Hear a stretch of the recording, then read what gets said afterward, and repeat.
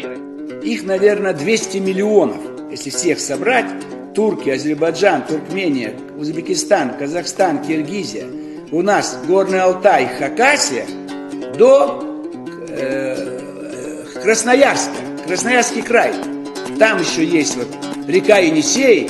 Все офицеры азербайджанской армии, туркменской, узбекской, казахской, киргизской, все проходят обучение в военных училищах Турции. Они планируют создать военный союз тюркоязычных стран и народов. Представляете, что это будет? Когда мы не сможем и свою военную силу использовать.